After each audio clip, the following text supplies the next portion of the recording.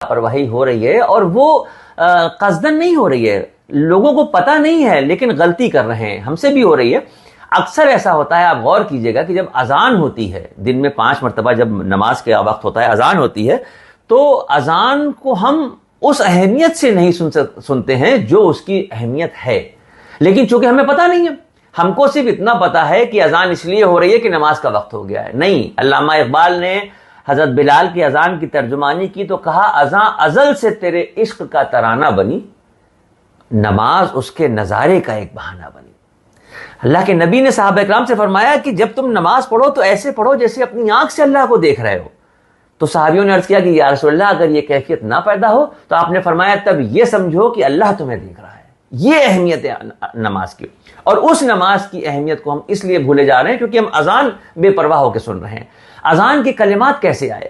جب اللہ کے نبی سرکار دو عالم صلی اللہ علیہ وسلم نے مدینہ منورہ میں ہجرت کے بعد مسجد نبوی کی تعمیر کی، اس وقت تک نماز کا وقت اندازے سے ہوتا تھا۔ جب مسجد نبوی میں تعمیر کر دی گئی، اس کے بعد آپ صلی اللہ علیہ وسلم نے صحابیوں کو جمع کیا کہ بھائی اب کوئی ایسی صورت ہو کہ جب نماز کا وقت ہو تو آواز دی جائے۔ اس وقت جو باتیں ہوئیں اس میں کوئی مناسب بات سمجھ میں نہیں آئی، تو یہ ہوا کہ چلو ٹھیک ہے پھر دیکھا جائے گا۔ 3 یا 4 دن کا وقت گزرا تھا، عبداللہ ابن زید انصاری ایک صحابی ہیں، تیز قدموں سے فجر کی نماز سے پہلے مسجد نبی کی طرف چلے، اور ان کے پیچھے پیچھے دوسرے رخ سے حضرت عمر فاروق رضی اللہ عنہ۔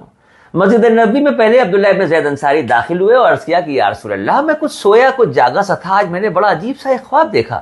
میں نے خواب دیکھا کہ ایک شخص کچھ ناقوس بیچ رہا ہے، میں نے اس سے پوچھا کہ ایک میرے ہاتھ بیچ دو۔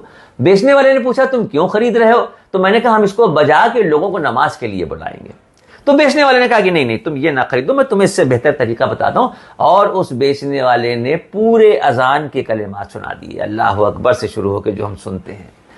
یہ موقع تھا کہ حضرت عمر فاروق ایک قدم آگے بڑھے اور عرض کیا کہ یا رسول اللہ بلا مبالغہ یہی خواب میں نے بھی دیکھا۔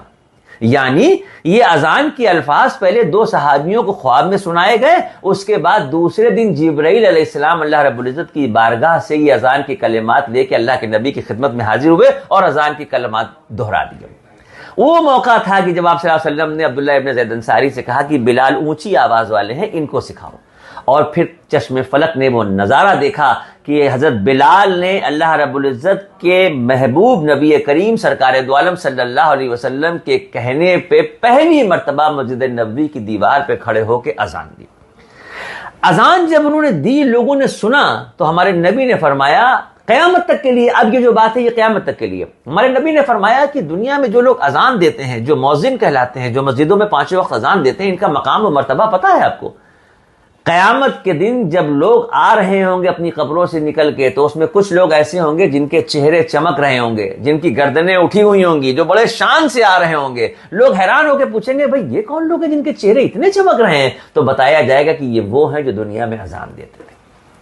کتنی بڑی فضیلت ہے اذان دینے کی۔ ہمارے نبی نے فرمایا کہ ایک وقت ایسا آئے گا جب لوگوں کو اذان کے بارے میں پتہ چل جائے گا تو لاٹری ڈالی جائے گی، لوگ لڑنے لگیں گے، وہ کہیں گے میں اذان دوں گا، وہ کہیں گے میں اذان دوں گا، یہ عظمت اور یہ فضیلت۔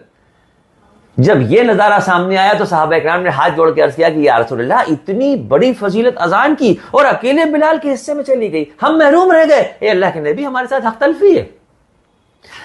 یہ بھی ایک امت کے لیے بہانہ تھا۔ ہمارے نبی نے ارشاد فرمایا کہ نہیں، غم نہ کرو، امت کو اتنی بڑی نعمت سے محروم نہیں کیا جا سکتا۔ آپ نے ارشاد فرمایا کہ جب مؤذن اللہ اکبر کی صدا دے، جب مؤذن اذان کی شروعات کرے تو جیسے جیسے اذان مؤذن دیتا جائے سننے والے اس کو دہراتے جائیں۔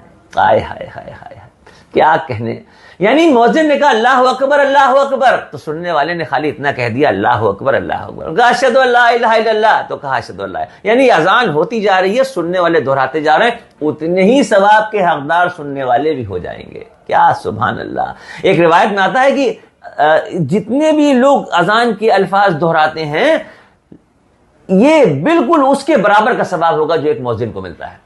تو جب یہ خبر گھروں میں پہنچی تو خواتین حاضر ہوئیں، یا رسول اللہ ہم محروم رہ گئے، ویسے ہی ہم نمازوں سے دور تھے، گھر میں نماز پڑھتے ہیں، مسجد میں ہمارے لیے نہیں ہے، ویسے ہی اذان کے معاملات ہوئے تو مردوں کے لیے ہو گئے، ہم محروم ہو گئے۔ تو آپ نے مسکرا کے جواب دیا کہ نہیں تم بھی غم نہ کرو، تم اپنے گھر میں جب موجود ہو تو اذان کے الفاظ سننے کے بعد تم بھی دہرا دو. ایک روایت میں آتا ہے کہ مردوں کو 1 لاکھ کا ثواب ملے گا, تو خواتین جو گھر میں اذان کے الفاظ سن کے دہرا رہی ہیں 2 لاکھ کا ثواب ان کو ملے گا. تو بتائیے اتنی بڑی نعمت سے ہم کیسے محروم ہو سکتے ہیں؟